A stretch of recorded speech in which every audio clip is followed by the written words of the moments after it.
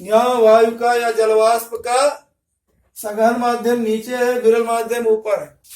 अब नीचे से जब कोई किरण ऊपर की ओर जाएगी, आप जानते हो अभिलंब से दूर हट जाती है। जब कोई किरण सघन माध्यम से विरल माध्यम में जाती है तो वो अभिलंब से दूर हट जाती है। कैसे हटेगी? देखो, यहां से एक किरण हमने चलाया इस तरह से, देखो ये आपतित किरण हो गई। इस बिंदु पर एक अभिलंब आपने खींचा इस तरह से, ये अभिलंब है, बिंदीदार रेखा से खींचोगे, ये इस किरण को जाना चाहिए था इसे सीधे, लेकिन सीधे ना जा करके ये अभिलंब से थोड़ा दूर हट जाएगी, अभिलंब से दूर हट जाएगी, यानी ये इस तरह से पड़ती है। अब फिर इसके बाद ये इधर सघन माध्यम, इधर विरल माध्यम, अब फिर इधर से ये पर ये अभिलंब है, इसको जाना चाहिए था सीधे यो, लेकिन इधर न जा करके फिर ये अभिलंब से दूर हट जाएगी। कहा जाती है, यहां पहुंच गई, देखिए इस तरह से अपने वास्तविक मार्ग से यहाँ अभिलंब से दूर हट जाती है। जब कोई किरण सघन से विरल माध्यम में जाती है तो अभिलंब से दूर हट जाती है। इधर देख, सघन से विरल माध्यम में जाती है तो अभिलंब से दूर हट जाती है।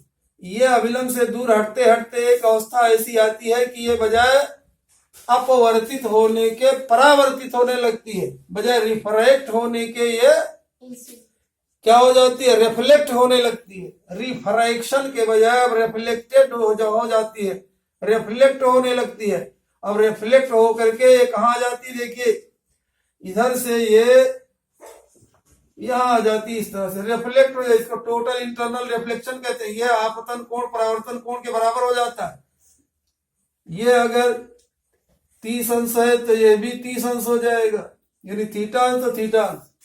अब ये जब किरण किसी दर्शक की आंख पर पड़ती है, मान लीजिए यहाँ पर कोई आदमी खड़ा है, ये है कोई आदमी, देखो कोई एक आदमी है, ये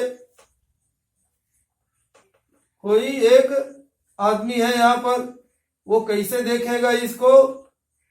आदमी बनाना है, उल्टा वाई बना दीजिए, ये हो गया आदमी। ये देखता है तो कहाँ देखता है? ये किरण इसको प्रतीत होती है कि ये यहां से कहीं से आ रही है, यहां से। कहां से आ रही है? ये इस बिंदु से आती हुई प्रतीत होती है। ये नहीं समझता कि यहां से आ रही है, यानी ये जो यहाँ का ए बिंदु था, यहाँ पर ये ए डैश पर उसको दिखाई पड़ता है, और इसी तरह से ये इस तरह से ये इस तरह से दिखाई पड़ने लगता है। A dash, B dash, C dash, D dash. ये आपकी नाव, आप देखोगे कि मालूम होता है कि नाव आकाश में तैर रही है, उड़ रही है, उड़ती हुई दिखाई पड़ती है। ये नहीं कि वो पानी में तैर रही है, वास्तविकता ये पानी में तैरती है, लेकिन उसको देखने वाला क्या समझता है कि ये हवा में तैर रही है, यानी इसके ऊपर इसका प्रतिबिंब बनता है। यहां से देखने वाला देखता है कि ये नाव जिसे मान लो इधर चल रही है तो इसको इसे उड़ती हुई दिखाई पड़ेगी। तो ये सब रहे अपवर्तन से संबंधित हमारे दैनिक जीवन में होने वाली घटनाएं। अब एक चीज यहां पर देख लीजिए, और फिर हमने बताया था कल कि कोई पेड़ का पत्ता हमें हरे रंग का क्यों दिखाई देता है, फूल लाल रंग का क्यों दिखाई देता है, कोई वस्तु हमें काले रंग की क्यों दिखाई देती है। देखिए उसके लिए एक चीज ऐसे बता रहा हूं, यहाँ पर क्या है, ये तो आप जान चुके हो कि पेड़ का पत्ता हरा क्यों होता है, फूल लाल रंग का क्यों होता है। अब हम देखेंगे कि अगर हम हरे रंग का चश्मा लगा करके देखें, वो कौन सी चीज है? सफेद रंग की चीज है तो वो हरे रंग की दिखाई पड़ेगी। अगर हम सफेद रंग की चीज को लाल रंग के चश्मे से देखें तो वो क्या हमको लाल दिखाई पड़ेगी। अगर हम हरे रंग की चीज को लाल रंग के चश्मे से देखें तो हमको काली दिखाई पड़ेगी। अगर हम लाल रंग के चश्मे से नीले रंग की वस्तु को देखें वो भी काली दिखाई पड़ेगी। अलावा सफेद के कोई भी रंग आप देखोगे तो वो काले रंग की दिखाई पड़ेगी। क्यों दिखाई पड़ेगी उसको आप देखिए। देखिए लाल रंग के चश्मे से लाल रंग के चश्मे से हमें सफेद वस्तुएं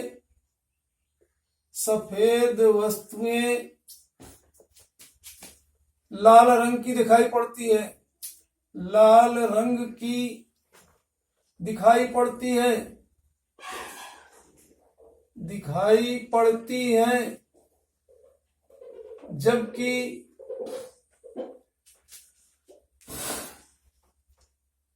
जबकि हरे रंग की वस्तु क्या दिखाई पड़ती है? लाल रंग के चश्मे से हमें सफेद वस्तुएं लाल रंग की दिखाई पड़ती। क्यों दिखाई पड़ती हैं? दिखाई पड़ती हैं क्योंकि वो चश्मा केवल लाल रंग की किरणों को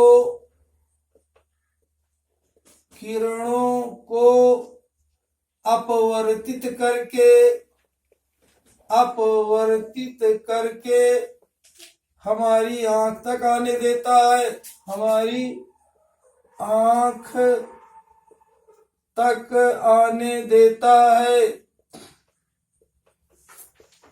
कैसे? देखिए, आप जानते हो कि सूर्य के प्रकाश की श्वेत किरण जिसको हम लोग कहते हैं, जबकि वो श्वेत नहीं होती है, रंगहीन होती है, लेकिन श्वेत कहा जाता है उसको, व्हाइट कलर।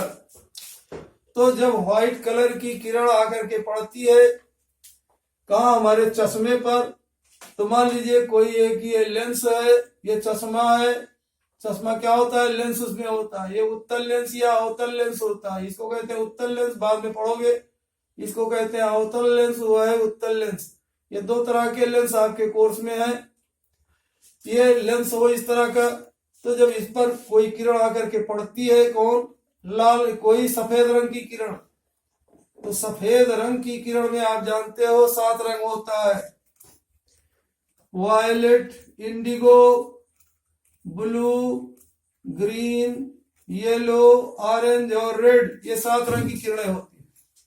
यह क्या करता है? ये अगर लाल रंग का चश्मा है तो एक केवल लाल रंग की किरण को इधर जाने देता है, बाकी 6 किरणों को नहीं जाने देता है। इसलिए वो वस्तु हमें लाल रंग की दिखाई पड़ती है। ठीक, तो ये लाल रंग के चश्मे से हमें सारी दुनिया लाल रंग की दिखाई पड़ती है। ठीक है, ये रहा वस्तुओं का रंग, यानी चश्मे के द्वारा देखना। अगर ये मान लीजिए आपका पीले रंग का चश्मा, पीले रंग की किरण इधर आ रही है, चश्मे पे पड़ रही है, तो ये क्या करेगा? पीले रंग को इधर अपवर्तित नहीं होने देगा, यानी कोई भी किरण इधर नहीं आएगी। तो ये वस्तु हमको काले रंग की दिखाई पड़ेगी। जब किसी वस्तु का कोई रंग न दिखाई पड़े तो उसको हम लोग काली वस्तुएं कहते हैं। तो ये रहा वस्तुओं का रंग। अब आप देखिए, ये एक शब्द ध्यान आप देख ले आप कि ये पूर्ण आंतरिक परावर्तन क्या होता है? Total internal reflection. What is total internal reflection या पूर्ण आंतरिक परावर्तन? Total internal reflection, total internal reflection. बल्कि इससे पहले आप ये जान लें कि क्रांतिक कोण या क्रिटिकल एंगल क्या होता है। क्रांतिक कोण या क्रिटिकल एंगल, क्रांतिक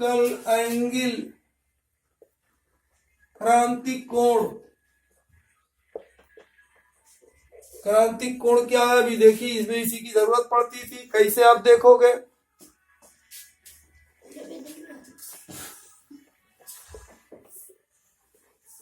सघन से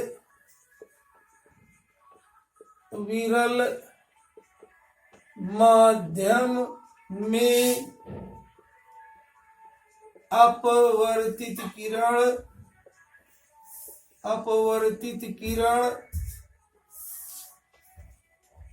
सघन से विरल माध्यम में अपवर्तित किरण अभिलंब से दूर हट जाती है, अभिलंब से दूर हट जाती है। यदि हम आपतन कोण का मान बढ़ाते जाएं तो एक स्थिति ऐसी भी आती है, एक स्थिति ऐसी आ जाती है कि अपवर्तन कोण का मान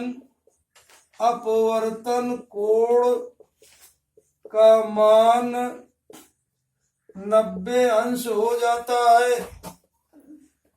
90 अंश हो जाता है। तब इस स्थिति में आपतन कोण को क्रांतिक कोण कहा जाता है। क्रिटिकल एंगल क्रांतिक कोण कहा जाता है। कैसे देखें आप, कैसे क्रांतिक कोण है ये, ध्यान से देखें।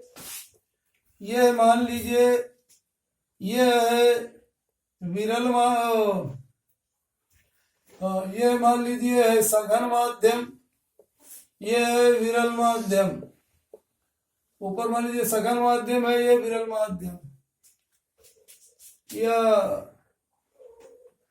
चलिए सघन माध्यम है, यह विरल माध्यम।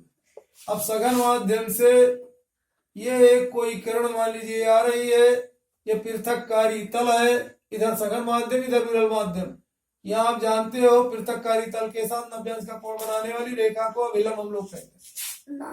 अब आप जानते हो सघन से विरल माध्यम में आने वाली किरण अपने सही मार्ग पर, सीधे मार्ग पर नहीं जाती है, बल्कि अभिलंब से दूर हट जाती है। हो गया, ये हो गया। अब दूसरी स्थिति देखिए, यह कोण मान लीजिए रहा 30 अंश, अब हम बढ़ा करके 35 अंश कर दें या कुछ कर दें। देखिए दूसरी स्थिति, यह 30 अंश था, अब हमने इसको बढ़ा दिया, इसको कर दिया मान लीजिए हमने 32 अंश। ठीक, अब देखोगे यह अपवर्तन कोण था। ये क्या था? अपवर्तन कोण मान लीजिए ये था 80 अंश। ठीक, अब आपने इसको 32 अंश कर दिया।